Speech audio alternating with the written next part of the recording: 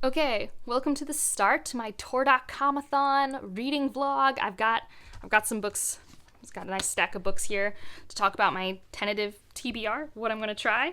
And I'm not going to attempt the bingo board. Maybe as I go, I'll show an updated bingo board as I go. Because sometimes I know what prompts they work for and sometimes I don't. And these are the physical ones I own, so these are the priority. Although I will mention now before I forget that I do have the Siren Queen. I have an arc of this. This comes out in May. I think it comes out in May. And I do have that, but that's also a full-length novel, and this is a week-long readathon, and my goal is to read as many books as I can from Friday to Friday in this readathon. So we'll see what happens. I'm also going out of town, so I will probably show you vlog clips from that, and, anything interesting. I am going to a natural history museum, so I might show you those clips, because I did that in a vlog before, and that was fun for me. But regardless, the TBR. So the main priorities. Let's start with the main three. All right, so the first priority, the Ballad of Black Tom. I have the audiobook for this too. It's very short. I've had it for so long. I really want to get to it. So that's the first one we're going to talk about, or at least my plan. These are all in the TBR, and I will check in as I've read things. Another one I think I'm going to start this weekend is Docile. This one really intimidates me because it's supposed to be super, super dark, and I don't know how that's going to handle it. I think it's supposed to be a page turner, but it's a page turner that you can't stop looking at it. I don't know. I'm curious about it. It intimidates me. I have had it on my shelf for over a year. Need to get to it. Another one that intimidates me, but is going to work for a different prompt for the magical readathon, is Masters of Poison, or Master of Poisons, which I'm going to buddy read with Jocelyn. And I've had this book for almost a year, not quite a year, and everyone talks about how slow burn it is. So should I be reading this for a readathon? Probably not, but I really need the push to actually pick this up. So if I start reading it and I think, oh, I can't do this in a week time, I should make this a different priority, but I'm liking it, I'll pause it and I'll let myself do that. But I just need the push to start this. I've had it on my shelf for so long. I really want to like it because this cover is so pretty. And then another one that's a priority is Along the Saltwise Sea. I have read Middle Game and Over the Woodward Wall in anticipation of Seasonal Fears, and so this is the next novella I have. And the last one that I might not get to because it doesn't come out, I believe, till June, but I do have it, and that's The City Inside, which is another arc I have for Tor.com. And it's also nice because I think, Docile might be a sci-fi. I feel like most of these are fantasy, and so this is also a sci-fi, and I like to have a variety of genres when I'm reading, especially when I'm doing readathon things like this. So that is the tentative TBR, as is Siren Queen, and I will check in when I have thoughts.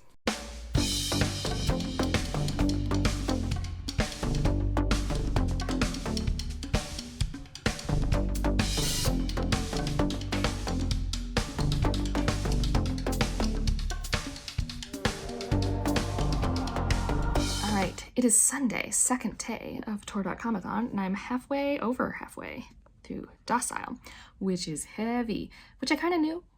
So I think there was a lot of controversy around this book when it first came out, I think in 2020, because I think the marketing made this sound more lighthearted than it is, because it's not lighthearted. There is so much Stockholm Syndrome and grooming and unconsensual sex and trauma. This book is a lot, and it's also a very blatant metaphor about the entitlement of the rich on the poor and how people are handled in our own society to be submissive and gosh. I think this book is accomplishing what the author wants it to, and it is compulsible to read. I've read this in a day, that much. So it's really, easy's the wrong word. It's very hard to look away. If that makes sense for me. I'm detached enough because I will hide in the metaphor of the story when things get really hard.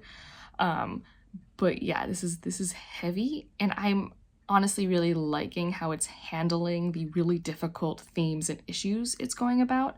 I don't think things are being romanticized that shouldn't be romanticized. I'm also listening to the audiobook, which has one of my favorite audio narrators, but for the character you're not allowed to like that much. So that's been interesting.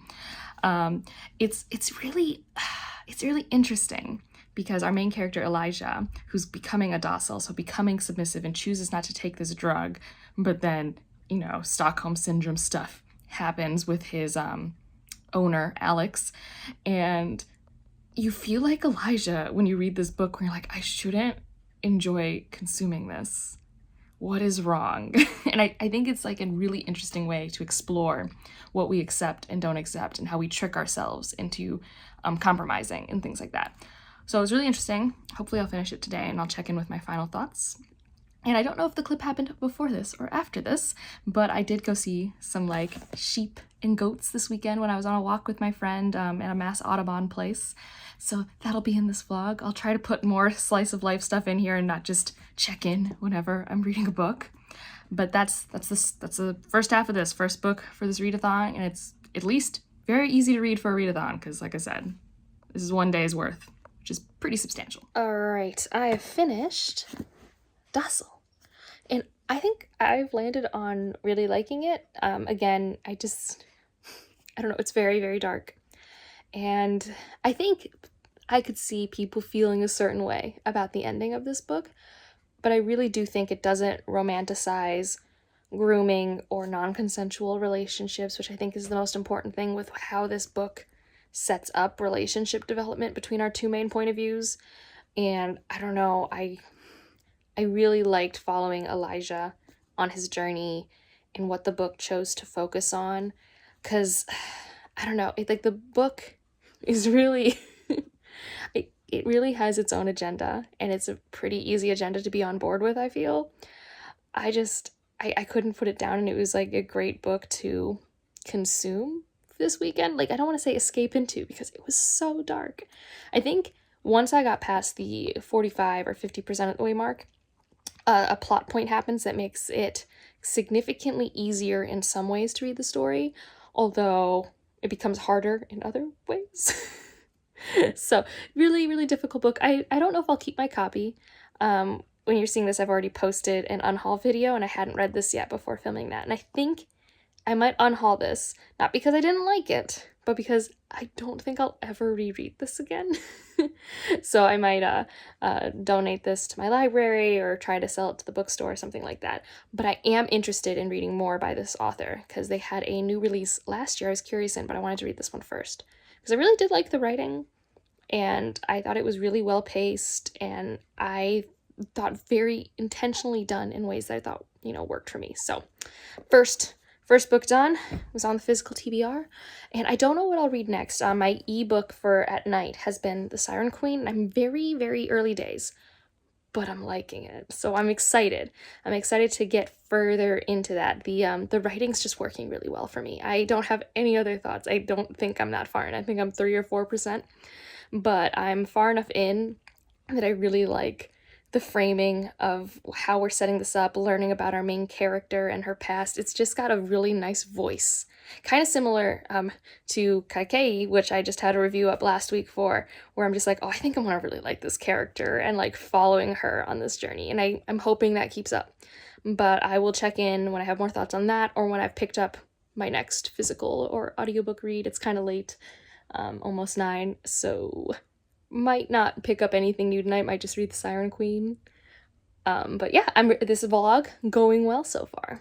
All right, in this stressful of stressful days, because I just had a job interview earlier, which I think went well, but anyways, back to book life. I had read and finished The Ballad of Black Tom, and I really liked it. I need to look into the original story this is based off, and I think maybe it's Red Hook. I don't know, Red Hook was mentioned a lot in here, and I feel like someone in one of my videos said it was a retelling, reimagining, inspired by that short story by Lovecraft.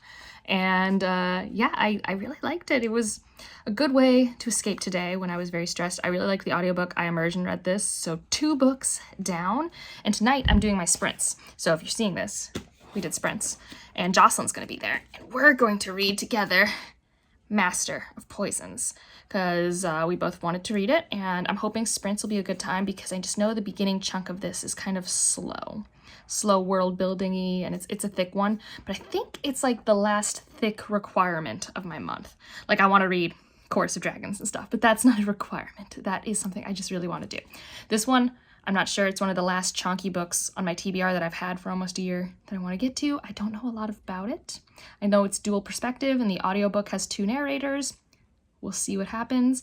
But so far I'm doing good. I've read 2 of the books. I'm going to start my 3rd.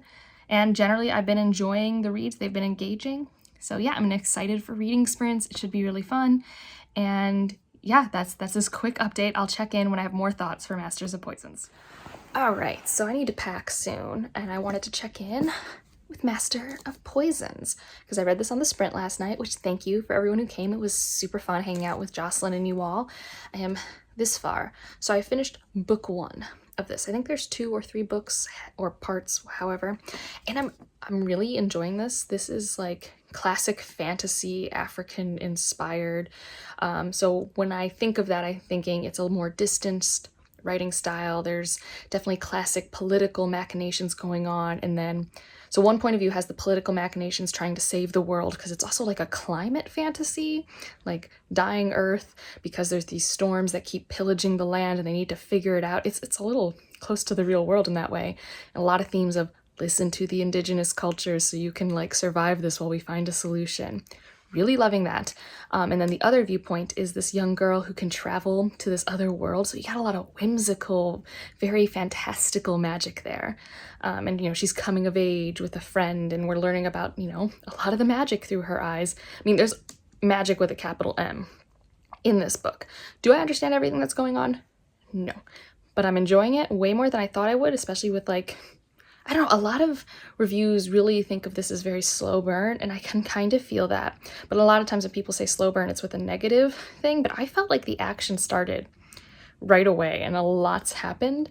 And I will say that in its exposition, it does not info dump a lot. I'm having to do a lot of learning on my feet, very much similar to a Jemison style fantasy world building system. It does have a glossary in the back, and I'm really liking it. So I'm hoping that keeps up.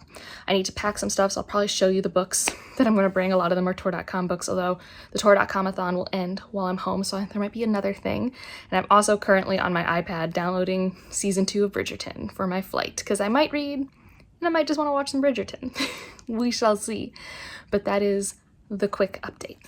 Hello, it's been a day. My travel day just kept getting longer and more convoluted, and so I only packed a few things. I just packed this little stack with my Kindle having my tomes because of reasons. I needed to pack other things and needed space because if you fly, you know, like you're trying to be a carry-on and a personal item, some pros can just do a personal item. That is not me.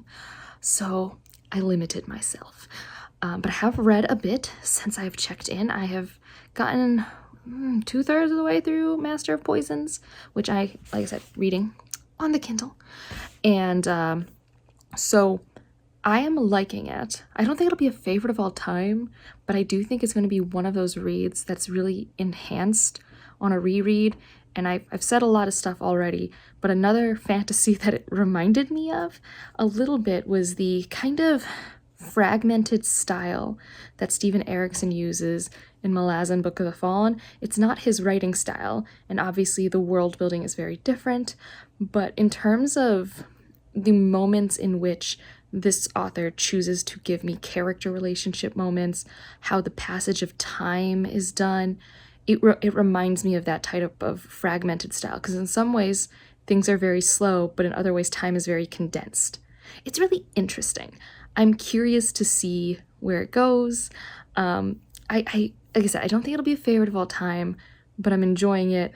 And it's so magical that I don't care that I don't understand all of the magic, because there's definitely a lot going on that I'm only kind of understanding. And it's not that I'm even super attached to our characters, because like I said, this is like a very distanced narrative, at least to me. I don't feel super close to them, but at the same time, I am very captivated by their stories. Like, I'm not super connected to them, I'm not really in their thoughts, but they are my protagonists and I'm enjoying watching them. I don't know if that makes sense. So hopefully going to finish that before the end of this readathon. And then the other one I started, grab it from the stack.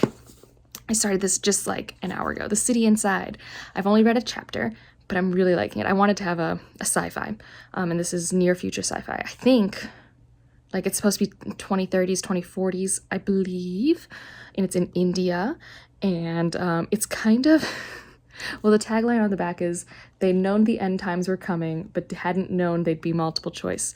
And this is definitely inspired by our times in the 20s, and it's kind of meant to be a potential authoritarian, totalitarian, dystopian fallout from the 20s that had not only the political tensions that we all deal with right now, but pandemics and climate disasters, etc. And so far, the main character, Joey, we're following, kind of works in social media space and has to deal with parents who aren't used to the new status quo, has a younger brother who has a very different life path. I'm just really liking the authorial voice, which is very promising. So I don't have much more than that, other than I'm liking the authorial voice and I know the premise, but I'm really hoping this has potential like 4.5, 5-star sci-fi vibes, I think, just based off the writing style. And although these are really close to home themes, I'm cool with it. So yeah, that's what I have been reading. I've watched the first 3 episodes of Bridgerton season 2, because when I was at the airport yesterday, I could have been reading more. I mean, I've still read quite a bit, but I was just miserable that my flight kept getting delayed and I had all of season 2 on my iPad. So I'm just like, I'm just gonna watch this and I'm gonna be happy. And I stayed up way too late last night watching another episode on my mom's very nice TV. And right now I'm at my grandma's house, and that's my piano. In theory, I guess it's mine one day. It's what's called, like, I actually don't know what type it's called. Doesn't mean it's an upright, but there's a name my family used for it, but I can't remember it. And apparently it was my great grandmother Lucy's piano. I guess I don't talk about piano a lot. I grew up playing piano. So this is my random check-in. Sorry for the mediocre lighting. I just felt weird vlogging when I was hanging out with my grandmother earlier today, because that's the rest of this vlog, is I'm at my grandmother's house, which is just reading paradise. We can just read in a room together and we don't think it's antisocial. It is truly the perfect reading vacation, and I'm very excited.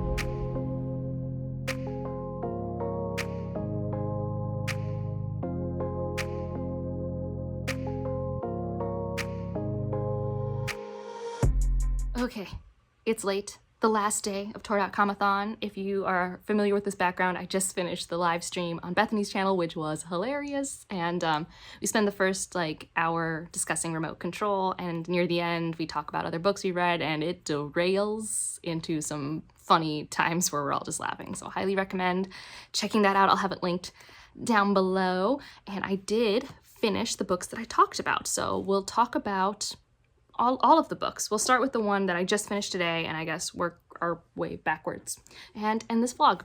So I've read The City Inside, and I think when I last checked in, I had only read a chapter of it, and now I've read the whole thing, and I really like it. It's hard to pinpoint why. I think it's very much a writing style clicked with me sort of thing. So if someone picked this up and was like, this is really still paced, I don't feel connected to anything, I don't like the writing, I would totally get it.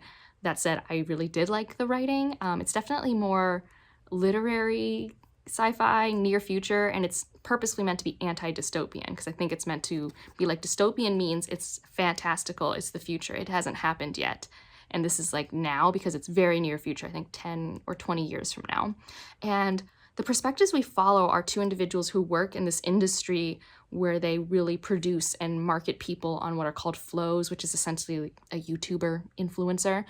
And it's in India, and like I said, it's 20 years from now, and freedom of speech is not really a thing. There are a lot of jaded individuals, and that's our 2 main characters, are individuals who want to do good, but don't really know how, especially based off their own mental health needs, their own experiences with the world, and we're just kind of exploring the day-to-day of how these 2 characters interact and then what they choose to do. It's a very interesting take on a resistance story, especially because the kind of whole point of this is that there is no chosen one to save the day. There's like really funny commentary, but it's not like it's funny in that it's satirical in very specific ways, but it's not like it didn't make me laugh. Like one of our characters discusses, like, he makes references to things that are like, oh, you're obviously referencing The Matrix or this fantasy thing, like how no one ever came to him after this big life event and stuff. So there's a lot I really like about it. I'm definitely going to get myself a copy, because this is definitely reread material. I think it's kind of, so like I said, it's not dystopian, but it feels like a more modern version of something like 1984, where it's a literary take on a society where you are always under surveillance and what you do with that and how you maybe resist that. It's that type of book. I don't think it's necessarily paced the same way, and it's obviously a different focus. This is set in India. 1984 is more America and things. Well, I think so. I haven't read 1984 in like 15 years, but it was reminding me of that type of story in terms of tropes and literary style. And I really need to keep thinking about the ending. I think I know what the ending means, but I'm unsure. But that's pretty standard for me in literary. So I finished that. And I guess another literary book was Masters of Poisons, which I also really liked. Again, it was a book that thematically really resonated with me. Again, a story about rebellion, change, resistance to an issue that we cannot ignore. This one's more a climate change issue in a fantastical world.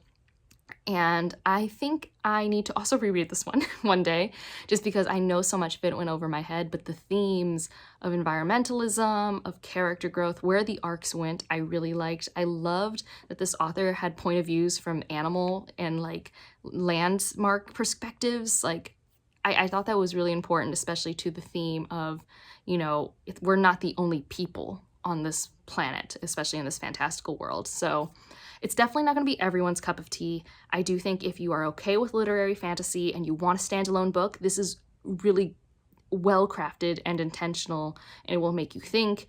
It's definitely not going to, it's not info dumping. There's not really info dumping about this magic system. You're not going to understand it all by the end, but I went with the flow with it and I was perfectly fine. Like, there's still stuff that I really don't understand, and I might have enjoyed it more if I did. But that said, for this type of fantasy, for literary fantasy, which is normally something that does not work for me whatsoever unless it's magical realism, which this is epic fantasy. Like, this is like secondary world, high fantasy, lots of magic. So this is not magical realism. This is so much magic. So for that genre, it actually really worked for me. And typically those things don't. We have Ballad of Black Tom, which I already talked about, which now that I have a couple days from it, I liked, but I wish it was longer. I think I like The Changeling more, just because this novella really much accomplished a lot in a short amount of time. It was very direct, it was concise, it was efficient, and I think the story it wanted to tell. And I wanted it to be just a bit longer because it's only like 100 and some pages. Like, if it wanted to stay a novella, I think I would have liked 200 pages, but also I wouldn't have minded a novel the length of The Changeling, especially to give me more time with the main character. That said, like, if it's not bad, I think I almost then would have wanted it to be shorter. I don't know.